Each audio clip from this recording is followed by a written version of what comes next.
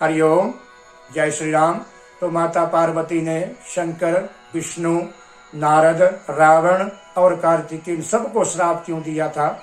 तो शिव पुराण में कथा आती है, भगवान शंकर के मन में एक बार पासा खेलने का, चौसर खेलने का विचार हुआ। माता के साथ वह चौसर खेलने लगे, जिसमें शंकर भगवान जी हार गए, सब कुछ हार गए और वहां से वस्त्रों की छाल पहनकर गंगा के तट के किनारे लीला करने बैठ गए। तो वहां कार्तिकेय आए। कार्तिकेय ने अपने पिता से सब हाल पूछा। शंकर भगवान जी ने सब कुछ बता दिया। अब कार्तिकेय जी अपनी माता के साथ चौसर खेलने लगे, जिसमें भगवान का हारा हुआ सब कुछ जीत गए और अपने पिता के पास आए।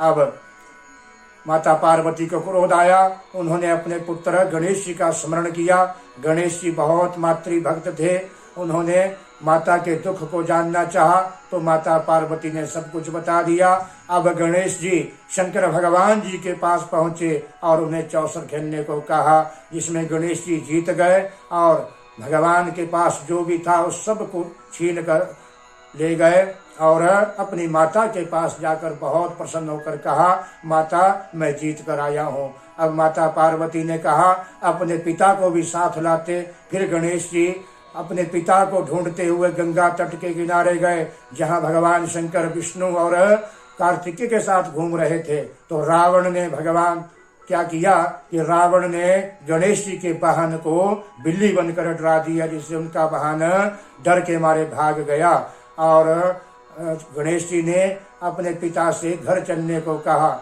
तो शंकर भगवान जी ने कहा, यदि घर जाना हो तो हम फिर चौसर खेलेंगे, हमारे पास नया पासा है। गणेश जी मान गए और घर आकर जो है वहाँ चौसर खेलने लगे। तो विष्णु भगवान जी पासा बने और भगवान शंकर और माता पार्वती चौसर खेलने लगे, जिसमें भगवान शंकर की ही बार बार जीत होती रही। तो गणेश जी ने सब कारण जान लिया और अपनी माता से कहा। माता पार्वती को बहुत क्रोध आया। उन्होंने भगवान शंकर को श्राप दिया कि जाओ, गंगा का बोझ सदा आपके सिर पर रहेगा। विष्णु भगवान जी को श्राप दिया, रावण आपका शत्रु होगा, और रावण को श्राप दिया, विष्णु के द्वारा ही आपकी मृत्यु होगी। और